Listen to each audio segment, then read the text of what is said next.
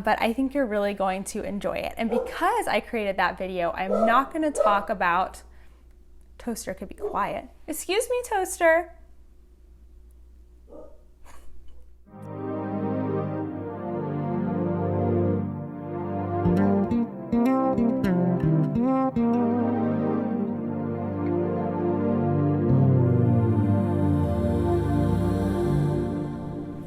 Hey everyone, my name is Natalie, also known as Knitty Natty. Welcome to the 54th episode of the Love in Stitches podcast.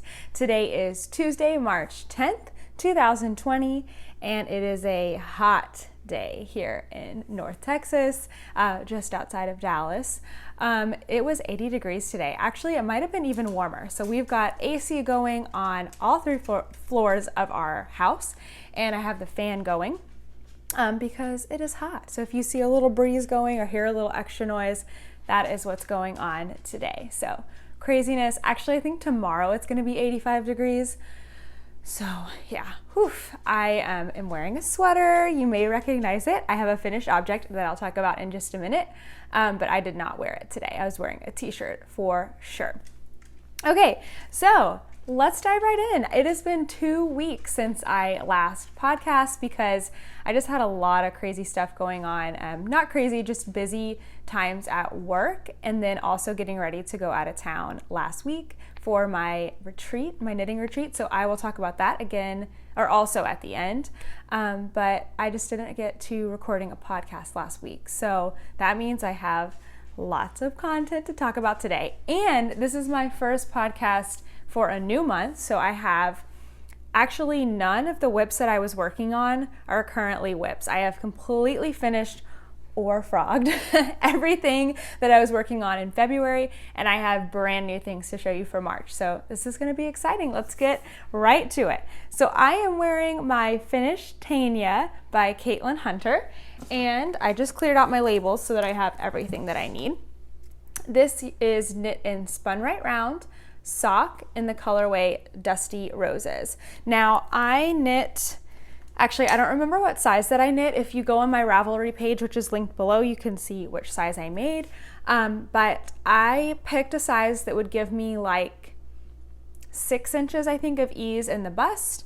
And then I chose to make it a little bit longer so it wasn't so cropped, and I went up 2 sizes for the armhole because I knew they were going to be tight, and I think that worked out like perfect. I wouldn't want them to be any tighter. You can also see that I changed the sleeves.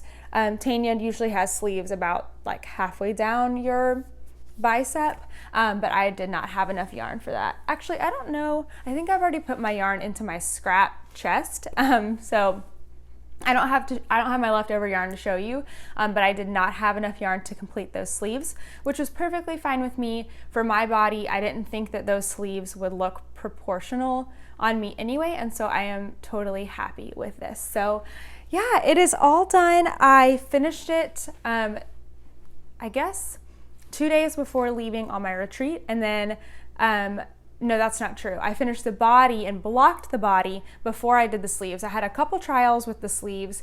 I tried doing like a shorter cap sleeve with lots of decreases and some ribbing, and it did not look good. And then I tried this, which is basically just a rolled hem. It's identical to the neckline, which is like 8 rows of stockinette and a bind off. I have notes on my project page too if you want to go look. But I did that at first, and I bound it off, and I tried it on, in the bind off, even though I think a pretty loose bind offer, it was too tight. And so I ended up doing my super stretchy bind off, which I do on the top of toe up socks, on this to make sure it was nice and stretchy and would be comfortable. So yeah, I picked up the sleeves, I did a round of decreases as stated in the pattern, and then I did 7 more rounds of stockinette, and then my super stretchy bind off, which you can find on my video for toe up socks. I think the toe up sock series cuff video has the super stretchy bind off in it. So There you go. That's exactly what I did. And I am so happy with it. I love how it turned out. I'm just waiting for it to kind of relax a little more in the sides because blocking it flat gives it, well, it looks like it's getting better. Kind of give it these wings. When I was wearing it, I definitely wore a tank top tucked into my jeans. Today I'm wearing stretchy pants for lots of reasons. One, it's 7 o'clock on spring break week, and so I'm not going to be wearing real pants, but also because I had a procedure done today, which again, I'll talk about when I get to live stuff at the end. So there we go. I put Tanya on for you guys so that I could wear it for this episode and show it off. I need to get some more finished object pictures, but I did get a picture with my friend Rebecca. She was also wearing Tanya, and it's a really, really cute picture. So I'm really happy with that one. I finished some other things though too. So I also finished my February socks. These are shorty socks. Where is that? Here we go. This is a deep stash yarn. This is Pico Asuardi. I'm not really sure how to say that. I don't think I've tried to say that yet. And the colorway is Hyper Spanner. There we go. And yeah, this is just something I've had in my stash for a long time. I thought it would be fun to knit up in February because it's kind of, you know, the pinks and everything make it very Valentine's Day-like. The color is prettier than it's coming across on the screen. The green doesn't show up as much in person. It's more of the pinks, so it's a really, really fun color. These are going to be going to my sister's girlfriend. My hair is getting in my way. I need to send these off because her birthday was in February, and these are kind of her birthday socks. I didn't find out till like after the fact, but that's what they're going to be. So I did these socks. How did I do these socks? I guess I did them, oh shoot. Did I do them toe up? I think I did them toe up. I put all my notes for my socks, or I try to put all my notes for my socks on the Ravelry page in the notes, so that even for me I can remember. So if I ever make socks for her again, I can make them the same. Or if she says, oh, they were too short, too big, whatever, I can adjust them from what I did previously. It really just helps me keep things straight. So I did 60 stitches. I think I did like 72 rounds on the foot, fish lips kiss heel.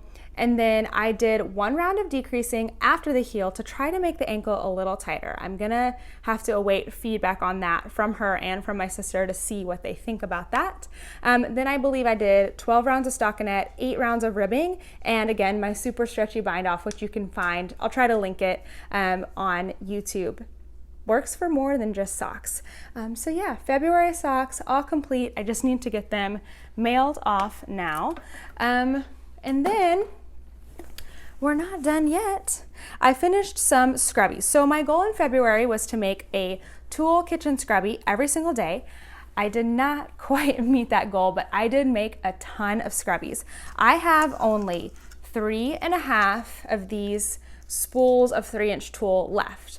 And I think I'm gonna stop there. I was trying to finish them all up, but I just, with the busyness of everything the last couple of weeks, it didn't happen. And so I think I'm just going to maybe finish this roll here and then be done. And when I'm ready, I think I have a yellow, a black, and a dark pink one left. I can use those. But now I have a whole stash of these amazing kitchen scrubbies. So if you have missed it, these are the simplest thing ever to make. You just use the tool, you kind of scrunch it as you crochet with it to do a 3-round scrubby. I've got the video tutorial on my YouTube channel. I also have a blog post showing, do I have a blog post? Yes, I think I have a blog post, now I can't remember, showing you how to make these. They are very, very simple, but the tool is amazing because you can use it to wash dishes. So I have completely replaced sponges. I haven't used sponges, at least at my own house, in like 3 years now because I really don't like the way that sponges smell. And these do not have a smell. Plus you can wash these in the dishwasher with every load that you do. So I pretty much end up washing these or sanitizing them in the dishwasher about every other day when I do a load of dishes. So these are so great because they scrub really well, but they are gentle enough to use like on non-stick, but they still get off things like cheese and scrambled eggs and all that gunk, that gets on your dishes. So I just love these. So this past, well, I guess it was about 2 weeks ago, but since the last podcast, I have made 3 red scrubbies. So I need to find someone who loves red. I have made a pink one, my favorite, a royal blue, and then a combo, blue and pink, which you can see I didn't quite have enough to finish out that second round of blue, so I had to start the pink, but looks kind of cool, right? So there are the scrubbies from that last week of February. And like I said, I'll probably finish up that red and then be done with it for now. But it was really fun to do that challenge for February. I don't actually have a challenge for March yet, except that I just need to get back into designing. It has been like I published a pattern in December, and then I published one in January that had already been finished. So it's been a few months since I've gotten to designing. I think all of the work, my brain was all being used for work, and I didn't have any room left for creativity. So I am feeling re-inspired after my retreat and hoping to get back to that. So that is March's goal. Okay, let's move into whips. Let's first talk about a whip that is no longer with us. I think I have a little bit of video of this to show you. So I was working on Centrifugal, which I just learned how to say in the last podcast. It was a shawl that I was making by Carissa Browning. I had 5 beautiful colors. It's a lovely, lovely shawl to make. It's all garter stitch, and there's several different versions. Super cool pattern. Definitely go check it out. I had some trouble from the beginning with this shawl, mostly all my issues. I had some trouble getting it cast on. I had to kind of adjust things with the I-cord cast on for myself and my gauge and my particularness. So yeah, it was a rough start, and then I just hadn't been working on it. I've been focusing on Tanya, and so it was just a slow start project. So I really wanted to make it a priority this past weekend at the Knitting in the Hills retreat. So it was the whip that I brought with me every single night and worked on. And I was so excited because I finally made it to the color change for the second color. But I had a problem. On one side of the shawl, there's 2 markers in this pattern, and on one side of the shawl I had run out of stitches outside of the marker to decrease, and I still needed to do another couple of rows. So that made me stop and look at the pattern a little more closely, and I realized I had made a massive mistake with it.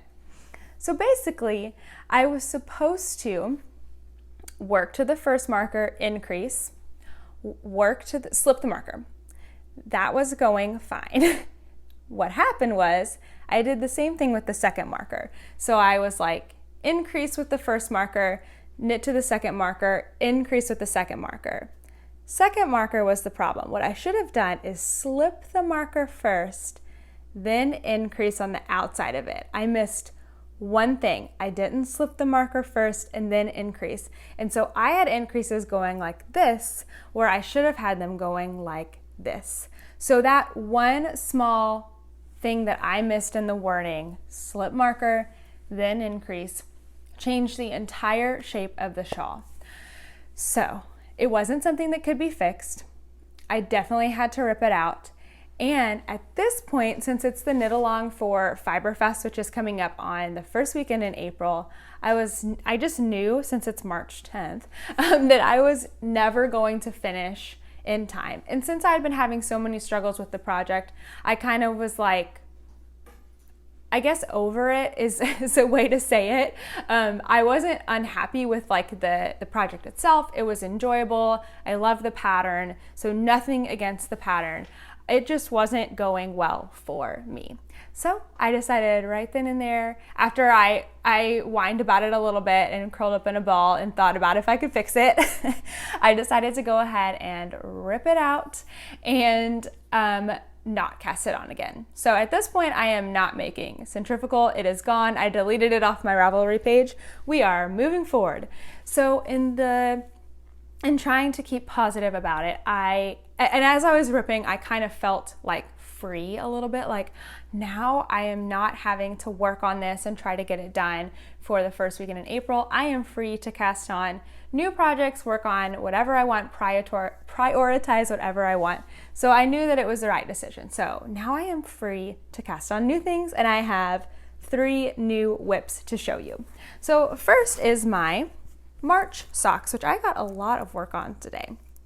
So since March is my birthday month, I picked a yarn that looks kind of like birthday cake, which is going to, excuse me, I don't know what that was, which is going to blow out a little bit, but it is basically a cream colored yarn with blue, neon yellow, and neon pink little blips in it that kind of look like sprinkles.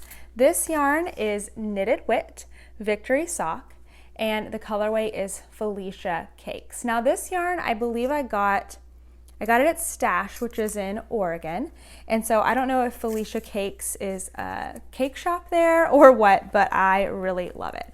So I have made some really good progress. This marker is actually just marking 20 rounds since the toe. So this is actually, I cast them on since the last podcast, and I have made this much progress. So I am about more than halfway done with the foot so far. I need to get moving since we're already in the second week of March, and go ahead and get through the heel. These are gonna be for me, so I haven't really decided yet how long I'm gonna make them. I'll probably do 40 rounds for the leg, if not shorties, we'll see. But I do have a matching progress keeper on here. This little piece of cake is actually, I think it has like the same kinds of sprinkles in it. I always blank. Sucra Miniatures. That's who makes this little progress keeper, which I think I also might have gotten at Stash in Oregon. So that all kind of rounds out perfectly. But these are my typical 60 stitches, and I will do 65 rounds for my size 8 women's foot. So yeah, I am enjoying working on those. I had a little issue in the beginning that I thought that the yarn was a little thicker than like typical sock yarn, and it still might be. I think these socks are gonna be just a little bigger than my normal socks, but no worries, I will keep on moving through. Okay, I also cast on a couple projects from classes this weekend. The first one was a class I took on helical knitting, and I signed up for these classes I think in August, so before I had any kind of idea that I was going to learn helical knitting on my own, because I did do helical knitting on Tanya, but that was okay. I still went to the class and I still learned lots of little hot tips and stuff along the way. But I have cast on a new project. This is an infinity scarf, and it is called Traveler's Loop. It's free, and it is by Dawn Barker, who is the dyer behind Chasing Rabbits. So this is just a lovely little garter stitch shawl that uses helical knitting to get these stripes. I chose 2 colors that are kind of low in contrast, and I really like how they're looking together. So this is a Ching fiber yarn, and I need to find the colorway because I've mismatched all the tags on my Ching fiber. But this one, let me pull the tag out so I can see what it's called, is Malabrigo. And it's Malabrigo Machita, and the color is water green. So that's super, super pretty. These are I got them at the Erin Lane bag, the little they're little socks. What are they called? My yarn cozies. I got them at the Erin Lane Bags booth at DFW Fiberfest last year. I think her friend Slip Stitch Studios makes them. And they're just little like jersey pouches, and they're nice. They keep your yarn from completely falling apart because I like to pull from the center. I think that is just so much easier. So Malabrigo and Ching fiber, and they are very beachy to me, like sand and water. So I love it. It's an easy project. So if you are looking to learn how to do helical knitting, this would be a great project to start with.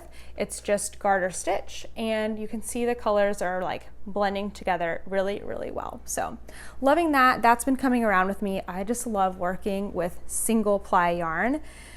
It feels so yummy. My single ply pile right here has gone down a lot. If you go back and look at episode 53 to this episode, it's gone down by like 2 levels because I brought all single ply with me for my classes.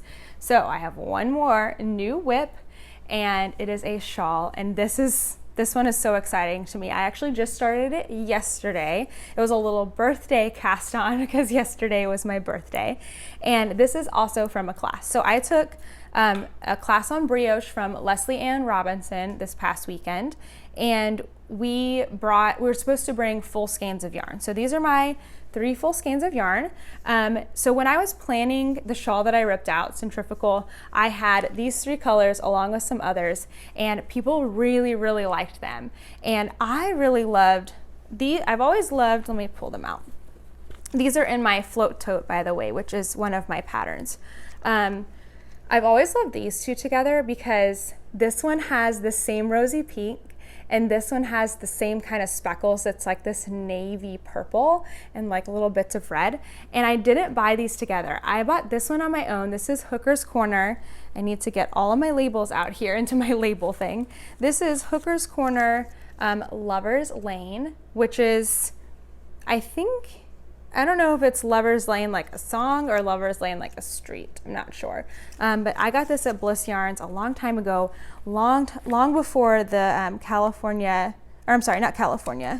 oh my gosh. Now I can't remember what it's called, but before the fire that destroyed Kathy Hooker's home. So this yarn is very special. I only have 70 grams left of it because I did use it for something else, but I am cherishing this Hooker's Corner. It definitely needed to go in a special project.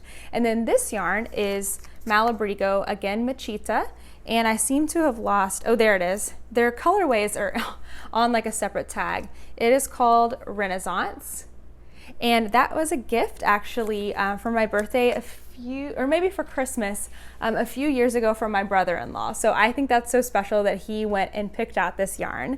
And then this last one, the purple, is a totally different yarn brand. I got 3 different ones. This is Dream in Color Jilly, and it's a lavender bloom. And this one I believe was a gift from my husband. So I've got 3 special yarns, 1 that I bought and 2 that were gifted. So this is becoming a very special project already. But anyway, that's why I picked those colors. I love them together. And then in the class with Leslie Ann Robinson, we learned 5 different types of textural brioche. Now, when she showed us, she was actually wearing a shawl with this first stitch pattern. I'll show you the start of my shawl right now. No, I'm sorry. She was wearing a sweater with this stitch pattern, which is a honeycomb brioche with just a single color. And I just never would have known that it was brioche, but I love it. I love how this honeycomb looks. So in the class, we practice this single color honeycomb, and then you can see I am on a 2 color honeycomb. So now the pink is in the front and the purple is the receding part. So we learned those 2, plus we learned pearl brioche and then moss stitch. And so eventually I will use all 3 of these colors together in a moss stitch. So yeah, this is, I guess I should tell you what the shawl is called. This is Golden Willows. Let me make sure I got that right. No, Golden Willow by Leslie Ann Robinson. And so since we practice all those different stitch patterns and they're all used in Golden Willow, which is a shawl, I thought that would be the perfect thing to cast on. So I'm having just too much fun with this. I can't wait to work on it later.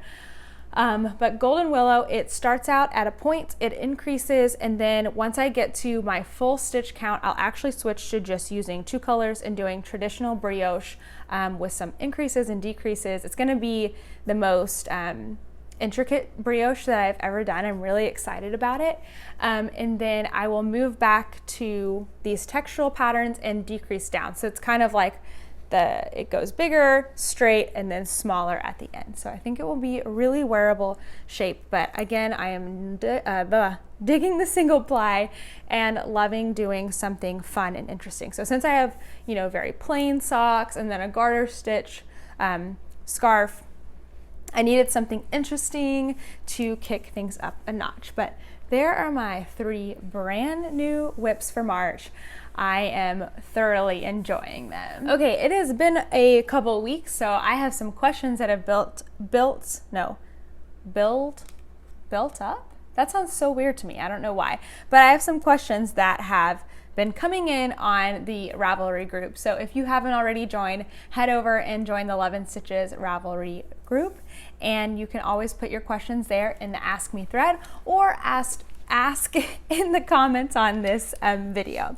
So the first question is from L Calver 28, who is Lucy, and she asks, what is wrong with me today? It's hard to talk. Hi Natalie, I hope you're well. I want to master the art of sock knitting. I'm so envious of yours. They look perfect. Wow, thank you so much. It's taken me like 13 years to make that happen. I'm going to watch your sock series on YouTube, but do you have a pattern for the shorty socks you make? Is it your pattern or another designer's? Thanks, Lucy. Okay, that's a good question. I've actually been getting similar questions, here and there about my favorite vanilla sock pattern, whose pattern I use for vanilla socks, and so on. So I actually don't have a particular pattern that I go to except for my heel, which is Fish Lips Kiss Heel by Socks Therapist. That is my absolute favorite heel. My sock series does kind of walk you through how I typically knit my socks and on YouTube. And then I also have a couple blog posts on how I knit my socks both cuff down and toe up, but it does not go into shorty socks. So for shorty socks, I don't have any particular person that I follow.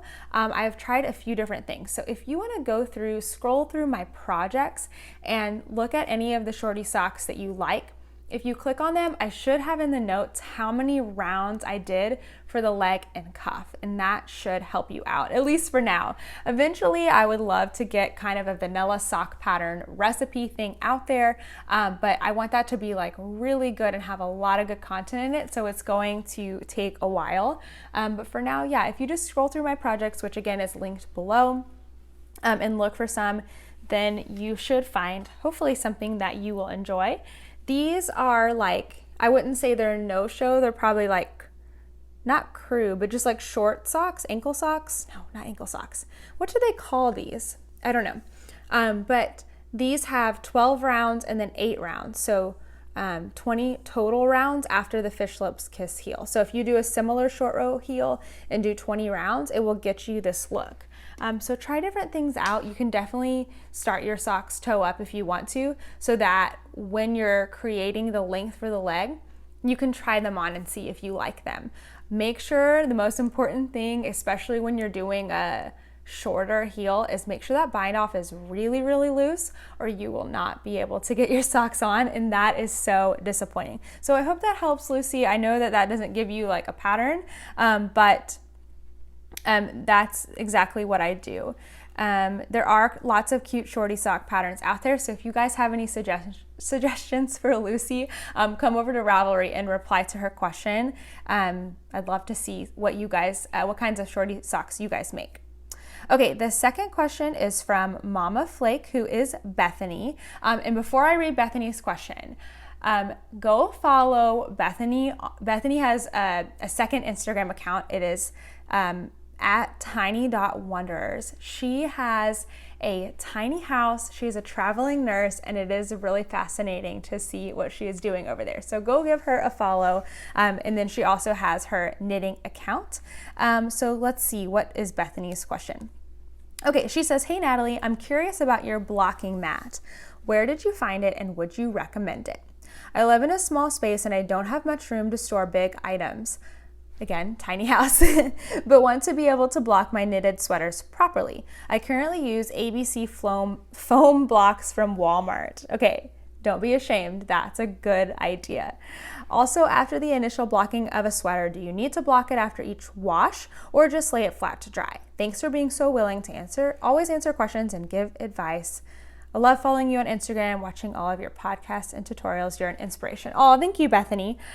So I will try to get a little snip of my blocking board that I use. It is huge. I probably wouldn't recommend it for a tiny home. However, I do have mine slid between a wall and a dresser. So as far as like a footprint, it doesn't take up that much space when it's stored, but it is absolutely huge when it is out. So I have, for my blocking board, what I use is actually, I think, a sewing board. I don't know, I've had it for probably 10 years. I got it at my local yarn store, Bliss Yarns, and I will try my best. I can see it over there, but it's huge. If I tried to bring it on screen, it wouldn't work. It would just cover me up and you wouldn't even be able to see it. But I believe it is for sewing. It is gridded. I know you can iron on top of it, which is not something that I typically need to do. But I do use that as my base. I put it right here on the floor in my yarn room. But I also usually need to use something else as well, because even though it's big enough for sweaters, if the sweater has long sleeves or if I'm doing a shawl that is very big, I do have to supplement it with, where are they? Oh, they're right behind me. So I think the ABC foam blocks is a great idea. The only problem with that is that you have to make sure like the letters stay into place. I have something really similar. I have these Knit Picks foam blocking boards, which are really great for storing because you can store, I have mine vertical in these cubes, but you could also store them flat. You could put them up high, you can get them out of the way, and they break down to be really, really small. So when I have to block something really big that goes off my blocking board, which happens a lot, I put these right next to it. They're not quite the same height. They're a little thinner, but then I can like create the shape that I need, like for a shawl or whatever. So if you have one choice to make, I think these would be great. Again, these are from Knit Picks. More than this come in a thing. I think I've got maybe 10 of these. Honestly, if you make a lot of shawls, you might want to get 2 packs because I don't think this would be big enough for like a big shawl. But I have 1 pack plus my blocking board, and that has gotten me by for years and years and years. So these are really, really great. And with this, at least you don't have to worry about the foam pieces, the letters popping out. But honestly, it's the same thing. So if you already have something that's working, there's no need to go buy something else right away. Maybe just add it to your Christmas list and you can replace it later. But as far as blocking, so when I block when I first finish something, absolutely, I think everything can benefit from blocking. I'm definitely a wet blocking. What is the word? I don't know. I promote wet blocking. I think it's very, very important. I think it changes everything. So the first time I'm a little more careful when I block. Like when I block socks, for the first time, I put them on my blockers. For any times after that, I definitely don't put them on blockers. For my sweaters, like for this one, Tanya, for instance, oops, may get caught on things. I was a little more careful to like pull things out. You could, if you wanted to even put a few little pins in, but for the first time, I'm pretty particular with how I block it. For times after that, I'm pretty much just laying it out flat, but that's what blocking is anyway, especially for sweaters, is just laying things out flat.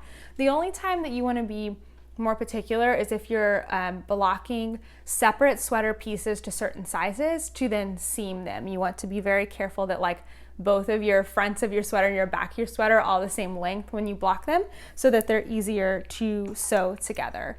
Something is pulling me down, sorry. But yeah, I'm not as careful on like the second and third time. Now, occasionally, just because of the nature of fiber, it will kind of shrink back up. Your project will shrink back up. You might have to do like a full block again, especially with things like lace, any kind of texture. You might have to do like a full block with pins and everything, but most of the time, just laying it flat to dry, getting it wet and then laying it flat to dry does the trick. So that's kind of my philosophy and what I stick to. Okay, I've got one. Oh, I want to share a victory and then one more question. Oh shoot, I wish I remembered your first name, but STH or STH Paw Knits. She had asked a question that I talked about in the last podcast about magic loop, and she just said somebody else helped her by posting a video tutorial as well, but then she said, I've watched all of the links you suggested and I've completed a ton of rows via magic loop without dropping any stitches. I am ending the weekend feeling as if I've conquered the world. Thank you so much. I just had to share that because that's what I want to do when I'm making tutorials. This wasn't specifically for Magic Loop, but I let her know she could go to my sock tutorials and see Magic Loop, and then somebody else suggested a Magic Loop tutorial. So I think in combination, that got the job done. Thank goodness for the internet and YouTube. But that's really my goal in making tutorials, is to help you not only like get the skill and practice it, but feel like confident that you nailed it and that you can do anything you want with knitting. So that's amazing. So proud of you. You did a great job. Okay, one more question and then we will keep on moving forward. This is from JM, I can never say your last name, Jenny Forgax, I think. I'm not really sure how to say it, but this is Jenny. Jenny has been one of my test knitters for a long time. She is so awesome, and she has all the good questions. She says, hi, I was wondering, what is your favorite short row to use for garments? Have you ever tried using the short row from the Fish Lips Kiss Heel pattern for a garment? If so, did it look okay? Okay, that's a really good question, Jenny, and you got my brain turning. So I typically do a traditional short row when it comes to garments. So I did short rows in this pattern.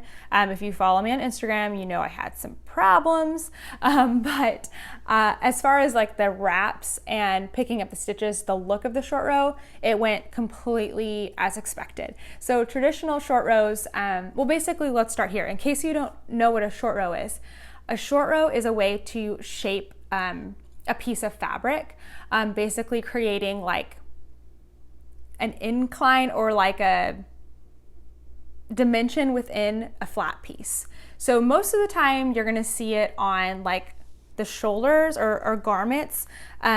It could be in the bust, anywhere that like would be traditionally flat, and you're gonna create some dimension there. So on the shoulders here, I did some short rows to build up parts of it higher than the other so that it would actually slope on my shoulders, because I'm not, you know, bodies are not flat, they're straight across. So short rows are just like they sound. Instead of working fully across a row, you work to just short of the end of the row and then turn around in the middle and go back just short of the end of the row and then go back. And each time you're coming in further and further and further. And then eventually you go back and knit the entire row, and you don't want to have little gaps. So you do something called a wrap and turn. So I do a wrap and turn on garments. I think what I do is I move the yarn, move the stitch, move the yarn, move the stitch. You can do it the other way. You can move the stitch, move the yarn, move the stitch, move the yarn. And I can't remember which way is better. I always forget. But as long as you do it consistently, it pretty much works out okay. Don't quote me on that. But that's called a wrap and turn. So you're basically wrapping the point where you're turning so that later when you knit it again, you're going to get that wrap from around the stitch and knit it together like a knit two together or a purl two together, and just help close the gap where you turned around in the middle of the row. So that's what I like to do on garments. I have also tried German short rows. They're a little bit different. It changes the like number of stitches where it says like knit to so many before the wrap and turn. It kind of, if you take a pattern that has wrap and turn and you change it to German short rows, I think you have to kind of adjust like how far you knit to it. So I haven't ever switched the type of short rows because I'm just not as confident on that yet. But a German short row is actually pretty easy. You basically just, is this a German short row? You kind of like don't move, like it's like, let's say you're purling and your yarn is in the front. You don't move your yarn to the back in between the needles. You do the thing that we were taught never to do, which is move your yarn to the back over the top of the needle, tug that stitch, and then you basically get 2 stitches from one. It's a weird thing. But German short rows, I've done those before. I like them. And then Fish Lips Kiss Heel, if you've never made that before, has something called a twin stitch, which is a really, really great way to make short rows. I have never tried that in a garment, but now I kind of want to. I think that it would work out pretty well. It does look visible on socks because you have 2 of them back to back, but I don't know if it would look as visible on a garment. So that would be really interesting to try. These are the twin stitches here and here. So I don't know, that's a good idea. I would have to try that. I think wrap and turn, I mean, any kind of short row you do is visible, at least all the ones that I have tried. I don't know if you can see them here. You really can't too much. I think that's one right there. This is a seam, so that's something different. But yeah, you can kind of see the stitches affected there. But I like wrap and turn. I think that it's a good one. Short rows can be intimidating, so whatever you learn, just stick with it for a little while and hash it out, and then you can go and try new and greater things. So I know that doesn't really answer your question, but let me know if you try that on garments. If you try the twin stitch, that would be really, really cool. As I was cleaning up, I remembered something that I was going to talk about, so hi from the future. I'm going to pop this back in at the questions. So I had a comment on my last podcast talking about ads on my channel. You may have noticed that there has been an increase in the number of ads that are on my podcast videos. So I just wanted to talk about that and give you guys some background so you would understand why the ads are there. So this is it's been a year since I started my YouTube journey, and it has been a process to get to be monetized. So basically on YouTube, you must have 1,000 subscribers plus so many watch hours on your channel. I think it's like 40,000 watch hours in order to apply to get monetized, which means having ads on your videos. So ads bring in revenue for the content creator, which is me. So ads are helping me to basically make money on the channel, which is wonderful. So I started out with ads at the beginning of my videos, and recently I've started putting ads in the middle of my videos. So the more ads that are on there, for sure, the more income that I can receive. Now you might be saying, well, why are you doing that? Well, I am starting to move into sort of a transition here. My dream is to do this full time. This being YouTube, creating knitting patterns, knitting and crochet patterns, working on my blog, basically doing Love and Stitches full time. I'm actually gonna have something else coming in the summertime, but I'm gonna hold off announcing that for a little while until I get my ducks in a row. But I am looking at this full on as a business. So I am going to be testing out how I can expect to make an income from Love and Stitches, and YouTube is one of those ways. So you are going to start seeing more ads, and the ads should be skippable. So if the ads are not skippable, please let me know, because I want them to not be super disruptive, but know that ads are important as they do help me make money. If you're interested in learning like the breakdown, like how much money do you actually make, maybe you're a content creator too and you would like to learn more about that, or maybe you're just curious, but please, when you see the ads, know that it is helping me to be able to do this, because this is something that I want to put my full time and energy into, and of course being compensated would help me to do that, because then I would be able to do this full time. So that's why you're going to see more ads, hopefully not any more than an hour-long TV show. So if you can think of it like that, you're watching an hour-long podcast, and if you watch an hour-long TV show, I mean, how many commercial breaks are in there? And you can't skip those, so at least you can skip these. So I hope you will understand where I am coming from for that, and that it will be beneficial to my future and hopefully to yours as well, because I will be able to create more content if I can do this full time.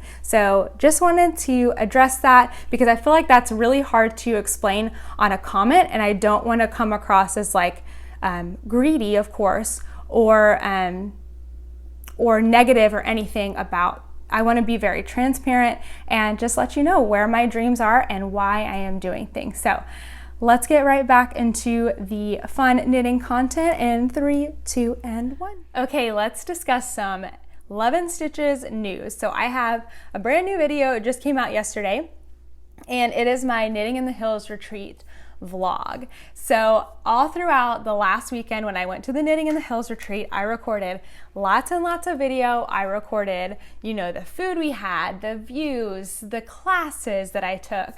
I tried to capture everything so you can really see what that retreat is all about, in case you're interested in going to that retreat or another retreat. I wanted you to see how amazing it is, so that if you're feeling kind of like, I don't know if it would be worth the money for me to go to a retreat, or I'm not sure if I have like the courage to get out there and go by myself, that you would just see how much fun it is and how worth it is to be around people that are interested in the same thing as you. Knitting, Instagram and YouTube, it really is amazing, because if you don't have a knitting group or something at home, you can at least have knowledge that there are other people out there that are crazy obsessed with this just like you. But there is nothing like meeting people in person and getting to, share that same kind of passion. So head over there and watch that video. I am doing an epic giveaway of almost everything that I got in my amazing swag bag on there. So definitely head there and watch that. I'll make sure to link it. But I think you're really going to enjoy it. And because I created that video, I'm not going to talk about... Toaster could be quiet. Excuse me, Toaster. Okay, where was I? So I am not going to talk about the retreat very much on here because of that video is very comprehensive. So you can head over there and watch that right after if you haven't seen it already. But the retreat was so good. It was Thursday to Sunday in Lakeway, Texas, which is just outside of Austin. So I've just been saying Austin, Texas.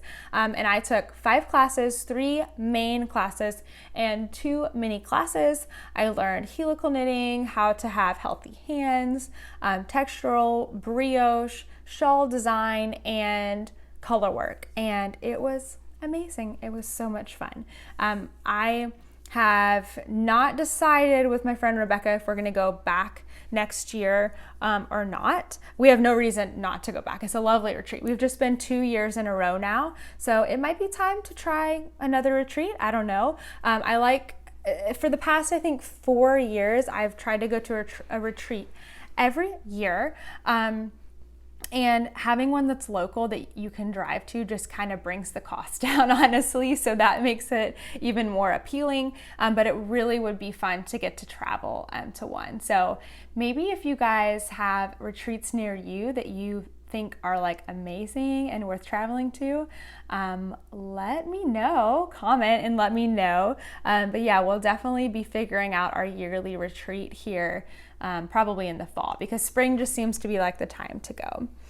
But yeah, let me know. I definitely have places I would love to get to. If I could just have unlimited funds and time off and travel, I would go to like all of the retreats, let's be real. But yeah, let me know some of your favorites if you've been to any. And yeah, I think that's it as far as news goes. So let's talk about life, because a lot of life has happened since I've last seen you. Right now, I am on spring break. Going to the retreat and then coming back for spring break could not have been better if I had tried to make that happen. It just worked out that way. So it is spring break right now, which is so great and so exciting. I'm going to try to get as much like Love and Stitches things in as I can, but the week has already been kind of crazy. So yesterday was my birthday. I am 28 years old and now, yeah, going into my 29th year of life. So that's very exciting. We did a couple special things for my birthday. I got a massage yesterday, which was wonderful. We also went to dinner. And I had some key lime pie, which is my favorite. And I got a lovely gift card to a salon or spa. That was really exciting. But it was not the birthday. It was not the day that I had planned. I really wanted to do my podcast yesterday and get some other things done, get my vlog video out today, which is Tuesday. But that did not happen because somebody not quite in our area, but north of Dallas, it was reported that they had coronavirus. So the panic was widespread all the way down to us over an hour away. And we actually literally did not have any more toilet. Okay, we had like 5 more rolls of toilet paper in our closet, plus like a couple in every bathroom. But like toilet paper was already on my grocery list for the week, and I was already planning to buy 2 big things from Sam's. So my husband came down to me like panicked. He's like, there's no toilet paper on Amazon. There's no toilet paper at Walmart. There is no toilet paper at Sam's. And so we went on like a toilet paper adventure. And then we got my mother-in-law, and then we all were going on an adventure. And so we did find toilet paper. We're fine, guys. We're gonna be able to go to the bathroom. But we got our toilet paper. We also just needed to stock up on some other things anyway. We needed laundry detergent. There was just several things that we already needed. And then we don't actually have a lot of stock of food. Our pantry, while it is a great size, is not massive. And so we don't have like a big stock of things. So we did end up buying some things that we probably should have on hand all of the time, like canned beans and canned vegetables and like rice and pasta and stuff like that. I don't like to keep a lot of extra stuff. I also, like, if you've seen my budget video, I really like to plan ahead and know exactly what I'm going to spend. So yesterday was really uncomfortable for me. Although I knew it was necessary, we needed some things. It really like bothered me that we were not getting toilet paper at the best price, which is so funny because last year at this time, I would have not felt that way. I wasn't as budget conscious. So it was really bothering me that we had to pay like, 10 cents a roll more than we would have at Sam's. But whatever, we're stocked up now. I'm actually looking at our stockpile because neither my husband and I can carry heavy things right now. We could, but they have to stay down here for a little bit longer because we're injured and we cannot get them up the stairs. But anyway, we're all set. So I think the kind of real possibility of a quarantine or just I work at a school. So the reality is if something happens, if anyone at our school does get coronavirus, I'm going to stay at home. I'm going to do whatever I can to make sure I'm not spreading this virus and also keeping myself and my family safe and not getting anyone else sick. So I think that's a semi-real possibility. And even if it's not, at least we have some stock if any other realistic emergency does happen. Like if there had been a storm and we were without power or water or anything, we would have been in trouble. So now at least we're set for that. I think people are falling on either the panic side or the denial side. I've not seen many people in between going, this is a realistic possibility. I'm not panicked yet, but that's where I'm trying to fall, is the realistic person. That's how I am. So that's what most of our afternoon yesterday ended up. It was definitely a memorable birthday. Very strange. Not exactly how I thought it was going to go. And then this is something that if you're squeamish, you probably want to stop listening. But since I have been sharing my story about varicose veins for a few months now, I thought I would share with you how my procedure went. So again, if you're squeamish, don't forget, you can stop here, but don't forget to go over to the Knitting in the Hills vlog and enter that contest. But other than that, you're not really gonna miss out on anything. So you can totally stop the video here, it's okay. But my vein procedure, I had one half of it today. I go back again on Thursday. So today I had my right leg treated. And it was a really short procedure. And this is just my circumstance. I'm not saying this is how it would be for everyone, depending on the severity of your varicose veins or if you have something else. But for me, I have damaged veins in both of my upper legs, and then also damage in my lower right leg. My right leg was what was bothering me and why I went into the doctor in the first place. Basically, I would just have a lot of numbness and then also pressure, visible veins, and then sort of a pinching and burning at times. So went in to my primary care doctor. She recommended me to this vein doctor, and I'm so happy she did because this guy is so cool. So anyway, I've been going to my appointments, I've been wearing the compression stockings, and it was finally time for me to have my first procedure. So basically you go into this room, kind of like a doctor's office, you lay on the bed, they drape you, which was interesting. I just got to wear shorts. I didn't have to fast. I didn't have to get any an IV, nothing. It is not that serious of a procedure, but I did get draped. I did get cleaned my leg, and then Basically, for me, they were working on just my right leg today. My left leg is on Thursday, yay! But they did work on the long vein in my right leg, which is my upper one. I don't know why I'm still holding onto my computer. So for my procedure, I can't remember exactly what it's called, but I have the paper somewhere. But they basically make several teensy little incisions, and then use heat to close the vein and the bad vein.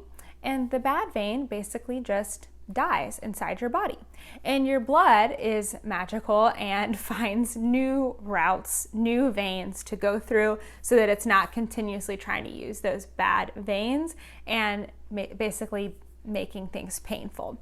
So right now I do have a nice little picture. I have a super great hot looking ace bandage. I think I have 3 ace bandages because I am wrapped from thigh to foot, actually like around my ankle right now. I just have to keep this on until tomorrow morning, in which I can take it off and shower and pretty much have life as normal. I can't do any heavy exercise, which, let's be real, not an issue for me right now, not doing heavy exercise anyway. I can't take a bath or go in a swimming pool, this is why this is a great time of year to get this done, because it's not summertime. And I do have several cuts up and down my leg. I know this because they don't like put a screen or a drape in between you. They just drape my legs. But my doctor was super cool. It was not painful. I will say this. It was not like, I didn't feel anything, but like it didn't really hurt all that bad. Like a few little teensy pinches, not even as bad as a shot. If I wasn't being hyper aware and paying attention, they would be sensations that on a regular, like if it just like happened to you, you bumped your leg on the table, that would have been more painful. So very, very minimal. I know I'm gonna have soreness and bruising and little tiny scabs, but honestly, it wasn't that bad. So my doctor is, like I keep saying, so cool. He comes into the room with a little Bluetooth speaker playing music, not obnoxious music, not too super loud, but just something in the room. He kind of, would sing to it a little bit. He talked me through the entire thing. He would say, okay, now I'm going to, he's like, a little bit of pressure, a little stick, a little this. Oh, this is going beautifully. Oh, we hit this thing. We're going to try this. And it made me feel really comfortable. I don't know. He was just great. I love him. He was great. So for something that could have been just a mundane thing or something kind of it turned out really, really well. My husband came with me. And he did not come into the room. He's extremely squeamish. I could not even tell him that story because he would have passed out. So that's just how some people are. It's totally, totally fine. But he did come with me, and then he was having some things going on too. So the rest of today, until like 2 o'clock, we were going to appointments for him. So yeah, it's been quite the start to spring break. I am really looking forward tomorrow to actually relaxing on the couch, even though with this procedure, I'm supposed to get up and walk around a lot. And I think I did do that today. I took 2 walks, and I was also walking around a lot at the doctor's office and the grocery store. So I think that I have deserved my time to sit and relax this evening.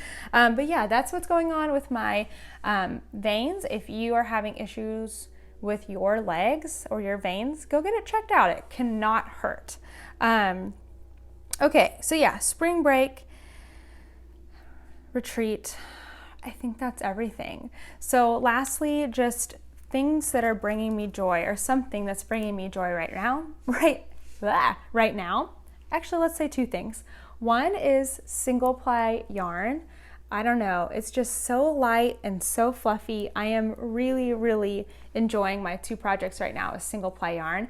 And the second thing is, because it's spring break, I obviously am not going to work right now. And so I have really enjoyed still getting up early in the morning and enjoying my coffee out of a mug and just sitting there knitting and watching a little something on YouTube. It has been the best way to start the day. It's been so, so lovely. So I'm fully taking advantage of that for the next several days until I have to go back to work again next week. It's going to be craziness from here until May, you guys. I don't know if I'm ready. I need lots of simple knitting projects going, and I need to get some design ideas hashed out this week so that I can just put them on autopilot, because again, I will not have the brain space in order to do that. So thank you guys so much for watching. Thank you for being patient with me as I did not have a podcast last week. Things should go pretty smoothly from here on out, but if you do want to make sure that you are staying in the know, make sure you follow me on Instagram at Knitty Natty, because I will be posting on there if the podcast is not coming out on Thursday at 9 a.m. like normal. But yeah, I think that is everything. Go watch that Knitting in the Hills retreat video and enter the giveaway. Trust me, you're going to want to win it. All right, guys, thank you so much. I will see you next time.